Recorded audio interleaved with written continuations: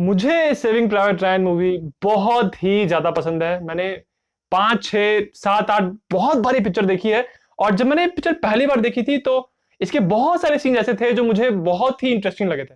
इसीलिए ये बहुत सालों पहले की बात है कि उस टाइम ही मैंने इनके ऊपर रिसर्च करना शुरू कर दिया था कि ये क्या रियलिटी में कैसे हुआ था। और ये ओमाहा बीच का जो ओपनिंग इतना आइकॉनिक सीन है उसके बारे में मैंने बहुत कुछ पढ़ा है, बहुत कुछ रिसर्च किया है, बहुत डॉक्यूमेंट्रीज देखी हैं। तो जब मैंने अभी एक रिसेंटली वीडियो बनाया था सेविंग प्राइवेट रैन का मूवी रिव्यू और हिस्टोरिकल एक्यूरेसी का, उसका लिंक आपको यहाँ कॉर्नर पे टॉप में मिल जाएगा और इस वीडियो के डिस्क्रिप्शन में मैंने डाला हुआ है। बट उस वीडियो में मैंने जो पूरा एनालिसिस किया है, मैं जानता था कि बहुत सारी चीजें ऐसी हैं इस पिक्चर की, बहुत सारे ऐसे एक्स्ट्रा इंटरेस्टिंग फैक्ट्स हैं, बहुत सारी छोटी छोटी चीजें हैं। स्पेशली शुरू का जो सीन है महाबीच वाला, उसमें बहुत सारी ऐसी बातें हैं जो एक एवरेज व्यूअर, एक नॉन व्यूअर जिसने पिक्चर पहली बार देखी है, शायद वो सारी बातों को वो व्यूअर ध्यान ना दे या उसके ध्यान में ना आए, उसको पता ना चले। तो इसलिए मैंने सोचा कि मैं इस पिक्चर का जो ओपनिंग सीन है ओमाहा बीच वाला, उस सीन का बिल्कुल डिटेल में एकदम ब्रेक डाउन करूंगा। दरअसल ये भी कहना गलत नहीं होगा कि ये पूरा वीडियो ही दरअसल एक बहुत बड़ा स्पॉइलर है। तो यदि आपने ये मूवी नहीं देखी है तो ये वीडियो बहुत आपको समझ में नहीं आएगा। तो ये वीडियो देखने से पहले आपको पिक्चर देखी होनी चाहिए। तो चलिए फिर इसी के साथ ये वीडियो आरंभ करते हैं। इस पिक्चर के स्टार्टिंग में ओमाहा बीच का सीन दिखाया है 20-25 मिनट का, और वो बहुत ही इंटेंस सीन है और बहुत ही इंपॉर्टेंट सीन है। तो ओमाहा बीच के बारे में बताने से पहले मैं आपको थोड़ा सा बैकग्राउंड देता हूं। ये बात शुरू हुई थी सेकेंड वर्ल्ड वॉर में। हुआ यह था कि स्टार्टिंग में जर्मनी की पोजीशन बहुत स्ट्रांग थी सेकेंड वर्ल्ड वॉर में। उन्होंने अपने आसपास के कंट्रीज पे बहुत बहुत हिस्सों को कैप्चर कर लिया था, और सबसे इंपॉर्टेंट फ्रांस जो एक एलाइड कंट्री था उसको भी जर्मनी ने पूरी तरह से कैप्चर कर लिया था। बट जब 1941 में अमेरिका की एंट्री हुई सेकेंड वर्ल्ड वॉर में, तो उसके बाद से पासा थोड़ा पलटना स्टार्ट हुआ और जर्मनी बैकफुट पे आने लगी। बट उसके बाद भी टोटल 3 साल लग गए। 1944 में फाइनली अलाइड फोर्सेस ने यह प्लान बनाया कि उन्हें अब यूरोप की मेन लैंड को इन्वेड करना है, और उनको सबसे पहले फ्रांस को लिबरेट करना था, फ्रांस में से जर्मन्स को बाहर निकालना था। तो फ्रांस में एंट्री कहां से की जाए? बहुत प्लानिंग के बाद, बहुत सालों महीनों की प्लानिंग के बाद ये फाइनली डिसाइड हुआ कि फ्रांस में एंट्री की जाएगी नॉर्मेंडी के बीचेस से। और नॉर्मेंडी पे थे टोटल 5 बीच। नॉर्मेंडी के बीचेस पे ये जो इन्वेजन का प्लान बना था, इसका नाम था ऑपरेशन ओवरलॉर्ड। ऑपरेशन ओवरलॉर्ड में आप स्क्रीन पे देख सकते हैं कि टोटल 5 बीचेस डिसाइड किए गए थे कि यहां से अलाइड फोर्सेस एंटर करेंगी जर्मनी में। ये 5 बीचेस थे यूटा, ओमाहा, गोल्ड, जूनो और स्वोर्ड बीचेस। इन सब पांचों बीचेस में सबसे ज्यादा जहां पे अमेरिकन फोर्सेस थी वो था ओमाहा बीच, और इसी बीच पे सबसे ज्यादा कैजुअलिटी हुई थी। इसी बीच को कैप्चर करने के लिए सबसे ज्यादा समय लगा था। इस इमेज में देखने से आपको आइडिया लग रहा होगा कि यूटा बीच और ओमाहा बीच काफी बड़े बीचेस थे और बाकी तीनों कंपैरेटिवली छोटे थे। सबसे ज्यादा एक्शन ओमाहा पे हुआ, और ओमाहा बीच आप देखिए काफी बड़ा है, ये इतना बड़ा बीच है। और ये जो सेविंग प्राइवेट रैन में जो ओपनिंग सीन है वो पूरा ओमाहा बीच को उन्होंने नहीं दिखाया है, क्योंकि ओमाहा बीच भी काफी सेक्शंस में बटा हुआ था, काफी छोटे छोटे सेक्टर्स में बटा हुआ था। इस पिक्चर में अपना जो मेन हीरो है कैप्टन मिलर, उनको जिस बीच के ओमाहा बीच के जिस हिस्से को कैप्चर करना था, उस हिस्से का भी एक पर्टिकुलर कोड नेम था जिसके बारे में मैं आपको आगे बताऊंगा। अब मैं आपको मूवी के कुछ सीन्स दिखाऊंगा और उसमें कुछ छोटी छोटी बातें पॉइंट आउट करूंगा। सबसे पहले तो यहां पे देखिए, ये कहता है जून 6, 1944, जो कि डी डे लैंडिंग्स की ऑफिशियल डेट थी और जिस दिन ऑपरेशन ओवरलॉर्ड ऑफिशियली स्टार्ट हुआ था। और उसके बाद दिखाता है डॉग ग्रीन सेक्टर ओमाहा बीच। अब यहां पे वो बात आएगी कि ओमाहा बीच के जो हिस्से थे जो मैं आपको बता रहा था वो यहां पे आते हैं। डॉग ग्रीन सेक्टर मतलब ओमाहा बीच जो पूरा था वो काफी बड़ा था, उसको बहुत सारे सेक्टर्स में डिवाइड करके रखा था। उन सेक्टर्स की मैं अगर आपको इमेज दिखाऊं तो ये देखिए, ये ओमाहा बीच है। ये पूरा जो बीच आपको दिख रहा है, ये यहां से लेके यहां तक ये पूरा ओमाहा बीच है, और उसको देखिए टोटल 8 हिस्सों में बांटा हुआ है। 1 2 3 4 5 6 7 8। हमारा जो हीरो इस पिक्चर का, उसने एंट्री की थी इस एरिया में, और उसको ओमाहा बीच का इतना सा हिस्सा सिक्योर करना था। और उसमें भी खासकर उसको ये जो ओपनिंग है ना, ये जो जगह है, इस जगह को उसको खोलना था। तो देखिए, अगर आप मैप को ध्यान से देखेंगे तो आपको पता चलेगा कि टोटल ये जो पूरा बीच है, इसमें इस बीच से अंदर इनलैंड जमीन पे आने के लिए टोटल 5 रास्ते हैं। ये एक 1 2 3 4 और 5, ये 5 हिस्से हैं। इन जगहों से आप बीच को छोड़ के जमीन पे अंदर आ सकते हैं। तो ये डॉग ग्रीन सेक्टर पे कैप्टन मिलर ने एंट्री की थी, और उसको ये ओपन करना था ये वाला एग्जिट और इससे अंदर आना था, ये उसका मिशन था। नेक्स्ट आप ये देखिए, ये सीन दिखाई पड़ता है यहाँ पे, इसमें आपको दिखाई पड़ेगा कि ये बहुत अजीबो गरीब टाइप की बोट्स हैं, इनमें एलाइड ट्रूप्स बीच पे आ रहे हैं। तो ये जो बोट्स होती हैं, इन बोट्स को कहते हैं लैंडिंग क्राफ्ट्स। ये एक स्पेशल टाइप की बोट होती है जो आपको शिप से लेके बीच पे लेके आएगी। देखिए होता ऐसा है कि जब भी कोई एम्फीबियस असॉल्ट होता है, जब किसी जगह पे आपको शिप से ट्रूप्स को लाना होता है, बट शिप्स बीच तक नहीं आ सकती क्योंकि बीच पे गहराई बहुत कम होती है पानी की। तो शिप जो है वो बीच के कुछ दूर पे ही रुक जाएंगी और वहां से ऐसे लैंडिंग क्राफ्ट से ट्रूप्स को बैठा के उनको बीचेस पे लाया जाता है। तो वही जो लैंडिंग क्राफ्ट हैं वो आपको इस सीन में नजर आ रहा है। इसके अगर आप आगे देखेंगे तो यहाँ आपको नजर आएगा कि जो सोल्जर्स हैं जो कैप्टन मिलर के साथ हैं, वो सब लैंडिंग क्राफ्ट में सब वॉमिटिंग कर रहे हैं, उल्टी कर रहे हैं। ये भी बिल्कुल सही दिखाया है, एक्चुअली ऐसा हुआ था और इसके बहुत सारे रीजन है। एक तो बहुत ऑब्वियस सा जो रीजन है वो ये है कि ये सारे सोल्जर्स नर्वस हैं, इनको आगे गन्स की आवाज आ रही है, शेलिंग की आवाज आ रही है, तो ये घबराए हुए हैं, तो उस घबराहट में ये लोग वॉमिटिंग कर रहे हैं। एक तो बहुत ऑब्वियस रीजन है। उसके अलावा जो रीजन लोगों को नहीं पता है वो ये है कि आपको ऐसा लगता होगा कि ऐसे लैंडिंग क्राफ्ट पे जाके बैठ के कहीं जाना आसान होता होगा, बट एक्चुअली अगर आपको आदत नहीं है तो बहुत सारे लोगों को जब पहली बार वो बोट्स पे बैठते हैं, लैंडिंग क्राफ्ट या किसी भी टाइप की बोट पे बैठते हैं, तो पानी जब हिलता है, और स्पेशली यहां तो पानी कितना वायलेंट है, तो जब ऐसा पानी हिलता है तो सी सिकनेस होती है लोगों को और उससे लोगों को उल्टी आती है। तो वो भी एक रीजन है कि जिससे सोल्जर्स यहाँ पे उल्टी कर रहे हैं।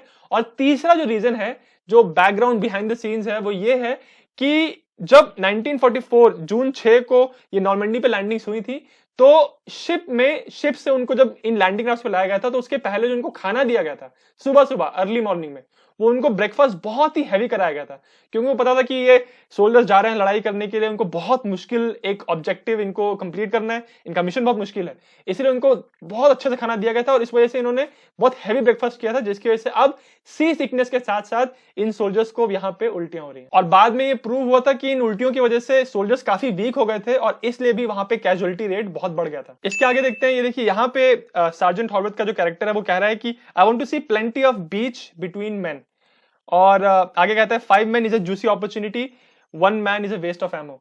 यहाँ पे ये जो पूरा बताया है इसने, इसका एग्जैक्टली कहने का मतलब ये है कि अपने सोल्जर्स को कह रहा है कि जब तुम बीच पे उतर जाओ लैंडिंग क्राफ्ट से, तो आपस में एक दूसरे के बीच में बहुत गैप रखना। I want to see plenty of beach between man, क्योंकि अगर बहुत गैप रहेगा तो जो आगे से मशीन गन से जो फायर कर रहा है इंसान, उसको लगेगा कि अगर एक एक इंसान है तो एक एक इंसान पे फायर नहीं करते हैं, बट अगर बहुत सारे लोग एक साथ हैं तो वो फायर करते हैं, क्योंकि उनको पता है कि अगर उन्होंने मिस भी किया तो किसी ना किसी को तो गोली लगी जाएगी। इसीलिए अपने सोल्जर्स को कह रहा है कि तुम जमीन पे उतरने के बाद बहुत दूर दूर रहना, ताकि मशीन गन्स तुमको आसानी से हिट ना कर पाए। इसका अगला जो सीन है जो काफी इंटेंस है, काफी खतरनाक लगता है, वो ये है कि जैसे ही उन लैंडिंग क्राफ्ट का जैसे ही रैंप उतरता है, तुरंत फायरिंग शुरू हो जाती है और सोल्जर्स को एक साथ गोली लगनी शुरू हो जाती है। और आगे जो 4-5 सोल्जर्स थे वो तो बिना कुछ मूवमेंट किए ही उनको गोली लग जाती है, वहीं पे वो मर जाते हैं। जो ओमाहा बीच पे एलाइड ट्रूप्स की जो पहली वेव आई थी, उनके साथ बिल्कुल यही हशर हुआ था। उनके ऊपर बहुत हैवी मशीन गन फायर हुआ था और ऐसा ही हुआ था कि लैंडिंग क्राफ्ट जब जैसे उनका रैंप खुला तो बहुत सारे सोल्जर्स लैंडिंग क्राफ्ट से निकलने से पहले ही उनको गोली लग गई थी। बट जैसे जैसे और लैंडिंग क्राफ्ट पानी पे आते गए, सेकेंड वेव आई, तब तक थोड़ी सी कंडीशन बेहतर हो गई थी, क्योंकि अब कुछ सोल्जर्स जो बीच पे आ गए थे, जर्मन फौजियों को, मशीन गनर्स को उन लोगों पे फोकस करना था जो बीच पे ऑलरेडी थे।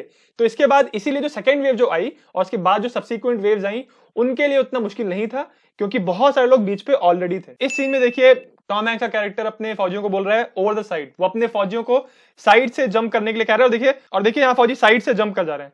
ये भी बिल्कुल सच है। जब ओमाहा बीच पे इतनी हैवी मशीन गन फायर आ रहा था जर्मन फौजियों का, तो बहुत सारे फौजी लैंडिंग क्राफ्ट से रैम से नहीं उतर रहे थे, वो साइड से कूद जा रहे थे पानी में, ताकि उनको वो हैवी मशीन गन फायर उनको ना लगे। उसके बाद आप इस सीन में देखेंगे कि जो सोल्जर्स हैं वो अपना किट उतारने की, अपना गियर उतारने की कोशिश कर रहे हैं। ये भी बिल्कुल सही दिखाया है। जब सोल्जर्स पानी में गए तो उन्होंने रियलाइज किया कि उनका जो किट है, जो पूरा उन्होंने गियर पहना है यूनिफॉर्म के ऊपर, वो काफी हैवी है।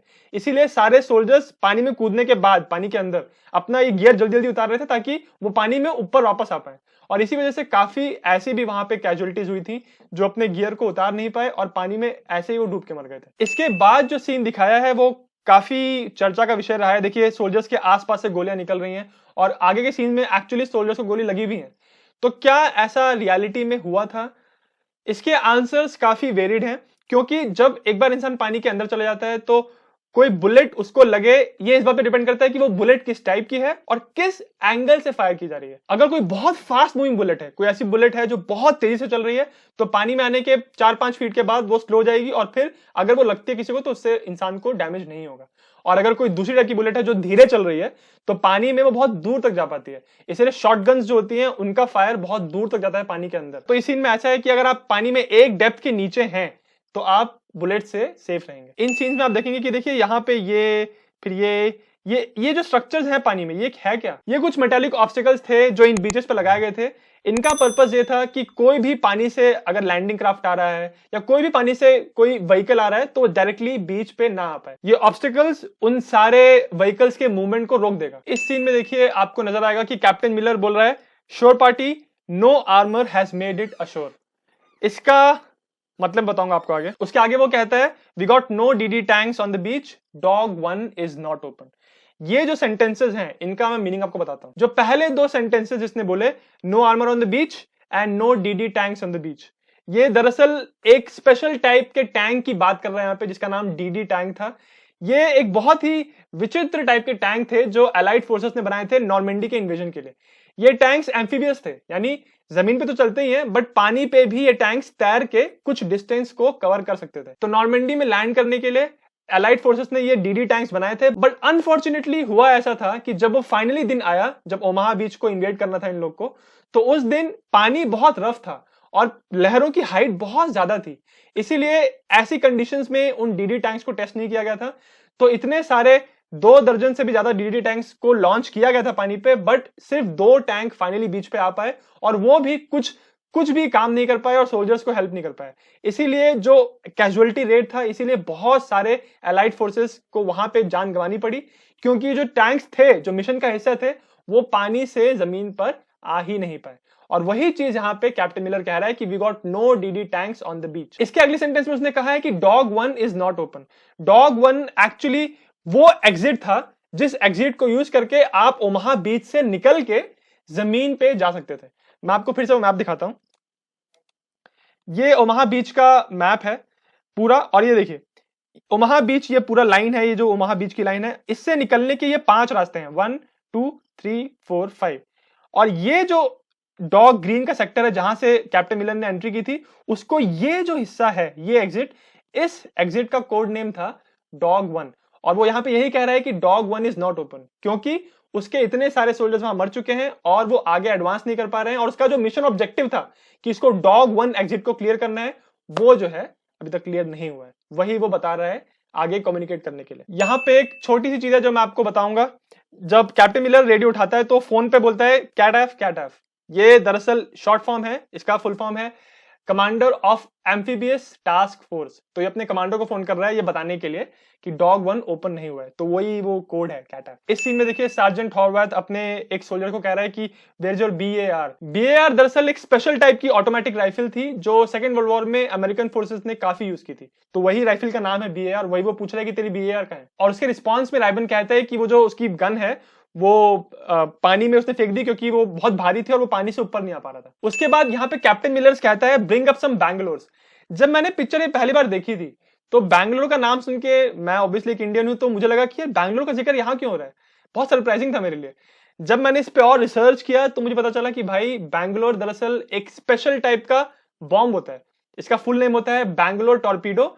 और इसका नाम बैंगलोर इसलिए है क्योंकि सच में इसका इंडिया रेफरेंस है। ये दरअसल फर्स्ट वर्ल्ड वॉर के पहले एक ब्रिटिश बंदे ने बनाया था जो उस समय ब्रिटिश इंडियन आर्मी में सर्व कर रहा था और वो बैंगलोर में था। तो वहां पे उसने स्पेशल टाइप का बॉम्ब बनाया था। ये बॉम्ब दरअसल एक ट्यूब के शेप में होता है। देखिए इस सीन में देखिए बैंगलोर M1A1 लिखा भी है यहाँ पे। इस बैंगलोर ट्यूब को एक बार आपने तारों के नीचे लगा दिया तो वो जब एक्सप्लोड करता है तो ऊपर जो तार है, जो फेंसिंग है, वो एकदम ब्लास्ट हो जाती है और सोल्जर्स को निकलने का वहां से रास्ता मिल जाता है। तो इसीलिए ये बैंगलोर ट्यूब्स को यूज करके यहाँ पे इन्होंने ब्लास्ट किया ताकि सोल्जर्स आगे बढ़ पाए। उसके आगे एक छोटा सा फ्रेज है फायर इन द होल। ये आपने बहुत सारी वॉर मूवीज में, मिलिट्री मूवीज में देखा होगा। फायर इन द होल एक फ्रेज है जो तब कहा जाता है जब आपने कोई बॉम्ब को वैसा माचिस लगा दी है, मतलब आप किसी चीज को एक्सप्लोड करने जा रहे हैं और जस्ट एक्सप्लोजन के पहले बाकी लोगों को वार्न करने के लिए कि हाँ वहां पे एक्सप्लोजन होने वाला है, तो ये आप ये फ्रेज कहते हैं। तो इसको आप दिवाली के समय भी यूज कर सकते हैं कि जब आप पटाखे लगा रहे हैं और वो होता है ना सुलग रहा है, जब वो उसका वो जो उसकी बत्ती सी होती है, जब वो सुलग रही होती है तो आप बाकी लोग को अलर्ट कर सकते हैं फायर इन द होल, ये बताने के लिए कि वो पटाखा अभी ब्लास्ट होने वाला है। ये एक बहुत ही छोटा सा इनसिग्निफिकेंट लगने वाला सीन है, बट इस सीन की बहुत ज्यादा इंपॉर्टेंस है।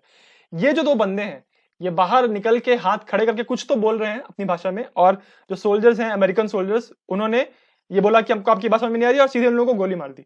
अब ये जो सीन है ये काफी इंपॉर्टेंट इसलिए है क्योंकि ये जो दो बंदे थे जो हाथ खड़े किए हुए थे ये एक्चुअली जर्मन नहीं थे, ये चेक थे। ये वो चेक लोग थे और ऐसे बहुत सारे नेशनैलिटीज के लोग थे जिनको जबरदस्ती पकड़ पकड़ के नाजी गवर्नमेंट ने उनको उठा के ऐसे फ्रंट लाइंस पे डाल दिया था लड़ाई करने के लिए।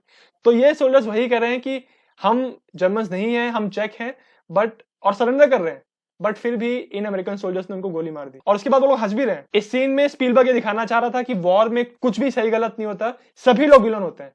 अमेरिकन फोर्सेस ने भी ऐसे लोगों को शूट किया जो सरेंडर कर रहे थे, जिनको आपको आइडियली शूट नहीं करना चाहिए। इस सीन में आपको नजर आएगा कि सार्जेंट हॉर्वर्ट ने मिट्टी भरी एक डिब्बे में रखा और देखिए अंदर और 2-3 डिब्बे रखे हैं। यहां पे दिखाना चाह रहा है कि सार्जेंट हॉर्वर्ट ने कहां कहां पे सर्विस की है, कहां कहां वो टूर पे गए हैं, इटली, अफ्रीका और अब फ्रांस भी। तो यहां पे उन्होंने सर्विस की है, वॉर देखा है, यानी सार्जेंट हॉर्वर्ट का कैरेक्टर काफी बैटल हार्डेंड है। इस सीन में आप देखेंगे कि जो जनरल हैं अमेरिकन आर्मी के, वो कह रहे हैं कि उनको रायन को वहां से निकालना है क्योंकि वो अकेला ही बच्चा बचा है एक माँ का और उसके 3 भाई इस लड़ाई में मर चुके हैं। ये दरअसल बिल्कुल सही है। अमेरिका में उस समय ये सच में एक पॉलिसी थी जिसका नाम था सोल सर्वाइवर सन पॉलिसी, इसका अनऑफिशियल नाम था। और इसमें ऐसा ही था कि अगर कोई फैमिली है उनके बेटे वॉर में सर्व कर रहे हैं और सब लोग मर चुके हैं, तो जो अकेला जो बचेगा बेटा उसको वॉर से निकाल के वापस घर पे ले आएंगे। तो ये जो पॉलिसी है ये एक्चुअली सही है। तो ये तो कुछ बहुत छोटी छोटी बातें थी जो मैंने बताई आपको ओमाहा बीच जो सीन है उसके बारे में। इसके अलावा इस पिक्चर के बारे में और भी बहुत सारी इंटरेस्टिंग बातें हैं। जिस एक्टर ने सार्जेंट हॉर्वैथ का रोल प्ले किया है, टॉम साइजमोर, ये बंदा इस पिक्चर के शूटिंग के पहले he was a drug addict, वो ड्रग एडिक्ट था। और बट स्पीलबर्ग को ये एक्टर पसंद आया था और उसको सार्जेंट हॉर्वैथ के रोल के लिए ये बंदा चाहिए था। तो स्पीलबर्ग ने कहा कि तुम एडिक्ट हो बट इस पिक्चर में काम करते समय तुमको क्लीन रहना है कंप्लीटली। और इस चीज को टेस्ट करने के लिए स्पीलबर्ग ने ये बोला कि वो हर दिन जब वो शूटिंग के लिए आएगा टॉम साइजमोर, तो हर दिन उसका ड्रग टेस्ट होगा और अगर किसी भी दिन उसका ड्रग टेस्ट पॉजिटिव निकला और ये पता चला कि वो ड्रग्स ले रहा है, तो उसी दिन वो उस बंदे को इस पिक्चर से निकाल देगा और उसके बाद जितने भी सीन्स में वो बंदा था उन सारे सीन्स को वापस शूट करेगा। ऑब्वियसली इस पूरी पिक्चर में आपको ये एक्टर नजर आता है, इसका मतलब उस बंदे का टेस्ट किसी भी दिन पॉजिटिव नहीं आया था, उसने एक भी दिन ड्रग्स नहीं लिया इस पिक्चर की शूटिंग के दौरान। नेक्स्ट ये है कि इस पिक्चर में आपको जितने भी एक्टर्स नजर आ रहे हैं, मेन एक्टर्स के अलावा भी एक्स्ट्रा सब लोग, जितने भी एक्टर्स हैं जिन्होंने यूनिफॉर्म पहनी है आर्मी की, वो सारी यूनिफॉर्म्स जो हैं वो कस्टम मेड हैं। वो इसलिए क्योंकि जो एक्चुअल यूनिफॉर्म थी वर्ल्ड वॉर 2 की वो बहुत एक्सपेंसिव पड़ रही थी, तो सब लोगों के लिए ये यूनिफॉर्म बनाई गई। और इसके अलावा जो ओमाहा बीच का जो सीन है उसमें आपको इतना जो बैटल नजर आ रहा है, उसमें टोटल 2000 गन्स इस्तेमाल की गई थी, जिसमें से 500 गन्स तो ऐसी थी जो नकली गोलियां यानी ब्लैंक्स फायर कर रही थी और बाकी 1500 बंदूकें सिर्फ रबर या प्लास्टिक की थी। ये मूवी इसलिए भी बहुत यूनिक है क्योंकि इसको पूरा क्रोनोलॉजिकली शूट किया गया है, यानी जैसे जैसे मूवी में कहानी बढ़ती है उसी सीक्वेंस में इस पिक्चर को शूट किया गया है। नॉर्मली पिक्चर्स बहुत ही रैंडमली शूट की जाती हैं, कभी लास्ट का सीन पहले शूट कर लिया, बीच का सीन लास्ट में, कैसे भी मिक्स करके शूट करते हैं कन्वीनियंस के हिसाब से। बट इस पिक्चर में स्पीलबर्ग ये चाहते थे कि जितने भी एक्टर्स हैं उनको स्टोरी के साथ अपनापन फील हो और उनको फील हो कि कैसे कैसे उनके साथ के जो एक्टर्स हैं वो मर रहे हैं और कैरेक्टर्स पिक्चर से निकल रहे हैं और वो चीज उनको फील हो, इसलिए उन्होंने इस पूरी पिक्चर को एकदम लाइन से शूट किया है, क्रोनोलॉजिकली शूट किया है। एक और इस पिक्चर से रिलेटेड बहुत फेमस बात है कि सारे जो मेन एक्टर्स हैं उनको इस पिक्चर के लिए रेडी करने के लिए उनको आर्मी की बूट कैंप ट्रेनिंग दी गई थी, जहां पे उनको ये दिखाया गया था कि एक सोल्जर की लाइफ कैसे होती है। परंतु इस ट्रेनिंग के थ्रू मैट डेमन को नहीं गुजरना पड़ा था। वो इसलिए क्योंकि पिक्चर में जितने भी मेन कैरेक्टर्स हैं उनको रायन से नफरत थी और वही नफरत स्पीलबर्ग कैप्चर करना चाहता था और इसीलिए उसने रायन को यानी मैट डेमन को उतनी हार्श ट्रेनिंग नहीं कराई जो ट्रेनिंग उसने बाकी के एक्टर्स को कराई है। स्पीलबर्ग रायन के किरदार के लिए किसी ऐसे एक्टर को लेना चाहते थे जिसने कोई पहले बहुत फेमस पिक्चर नहीं की है, जो बहुत फेमस चेहरा ना हो, कोई फ्रेश फेस चाहिए था उनको। और इस रोल के लिए उसके पहले रॉबिन विलियम्स, जो एक बहुत फेमस अमेरिकन कॉमेडियन और एक्टर हैं, उन्होंने स्पीलबर्ग को मिलवाया था मैट डेमन से। तो स्पीलबर्ग ने मैट डेमन को कास्ट कर लिया रायन के रोल में, बट उसके बाद मैट डेमन को ऑस्कर मिल गया और वो रातों रात फेमस हो गए गुड विल हंटिंग पिक्चर के लिए। तो जो ओरिजिनल इंटेंशन था स्पीलबर्ग का कि किसी ऐसे एक्टर को कास्ट करना है जो बहुत फेमस ना हो, वो इंटेंशन तो धरा का धरा रह गया, क्योंकि वो फेमस हो गया था मैट डेमन, बट फिर भी ये पिक्चर बनी और मैट डेमन का किरदार एकदम अमर हो गया। सेविंग प्राइवेट रायन एक बहुत ही कमाल की पिक्चर है, और इसके दरअसल बहुत सारे रीजन है। जिस रीजन से मुझे ये पिक्चर इतनी पसंद है वो ये है कि एक ऐसी वॉर मूवी है जो इस बात से बिल्कुल भी कतराती नहीं है कि कितनी जो वॉर की हॉरिफिक चीजें हैं वो आपको स्क्रीन पे दिखाई जाए। सारी जो नॉन ग्लैमरस चीजें हैं वॉर की, क्योंकि हमको पिक्चर में दिखाया जाता है कि वॉर चल रहा है तो हीरो एकदम बहादुर होता है, उसको डर ही नहीं लगता, बट जो वॉर की रियलिटी जो होती है, प्योर वायलेंस, प्योर हिंसा, और लोग को गोली लग रही है, कहां कहां से चोट लग रही है, वो सारी चीजों को बिल्कुल रॉ तरीके से इस पिक्चर में दिखाया गया है। और शायद यही, मेरे ख्याल से यही एक ऐसी बात है इस पिक्चर की जो इसको बाकी वॉर मूवी से काफी अलग करती है। हालांकि ये पिक्चर किसी एक रियल घटना पर आधारित नहीं है, परंतु इस मूवी का जो सेंट्रल प्लॉट है जिसमें रैन को बचाने का जो सिलसिला चलता है वो एक रियल घटना से कुछ कुछ लिया गया है। और जिस किताब पे ये बुक आधारित है उस बुक का नाम है D day, June 6, 1944, the climactic battle of world war 2। उस बुक में इस पूरे इवेंट के बारे में बहुत डिटेल में बताया गया है, और एक एक स्टेप, एक एक कहां उन्होंने अटैक किया, क्या उनकी स्ट्रैटेजी थी अलाइड फोर्सेस की, इसके बारे में बिल्कुल डिटेल में लिखा है। और उसके अलावा एक और बुक है जो बहुत फेमस है डी डे लैंडिंग्स के बारे में पढ़ने के लिए। उस बुक का नाम है द लॉन्गेस्ट डे। उस बुक का भी लिंक मैंने इस वीडियो के डिस्क्रिप्शन में डाला हुआ है। ये दोनों बुक बहुत ही कमाल की हैं नॉर्मैंडी लैंडिंग्स के बारे में पढ़ने के लिए। मैंने इस वीडियो में इतनी सारी जो चीजें बताई हैं वो बहुत सारी चीजें उन बुक से ही ली गई। अगर आपको हिस्ट्री में जनरली इंटरेस्ट है तो आप मेरा इंस्टाग्राम पेज फॉलो कर सकते हैं। मैं खुद एक बहुत बड़ा हिस्ट्री बफ हूं, मुझे इतिहास की चीजें बहुत पसंद आती हैं, और मैं चाहता हूं कि मैं ऐसे और लोगों से कनेक्ट करूं जो मेरी तरह इतिहास में रुचि रखते हैं। तो मेरा इंस्टाग्राम पेज आप फॉलो कर सकते हैं, और उसके अलावा मेरे चैनल जिज्ञासियम को सब्सक्राइब करना मत भूलिएगा। जैसा कि आपने इस वीडियो में देख ही लिया कि मैंने ओमाहा बीच वाले सीन को बहुत ही डिटेल में एनालाइज किया है, बहुत सारी चीजें मैंने बताई हैं, बट मैं भी इंसान हूं और मुझे पता है कि मैंने बहुत सारी चीजें इस पिक्चर के बारे में, खास करके वो चीजें जो ओमाहा बीच के अलावा जिस पिक्चर में दिखाई गई हैं, मैंने बहुत सारी चीजें नहीं बताई, बहुत सारी चीजें मेरे से स्किप हो गई होंगी जाने अनजाने में, और शायद से कुछ गलतियां भी मैंने की हों। तो अगर ऐसी कोई बात है या कोई ऐसी चीजें जो मैंने मिस की जो मुझे बतानी चाहिए थी, या फिर कुछ गलती है अगर मेरे एनालिसिस में, तो मुझे कमेंट्स में जरूर बताइएगा।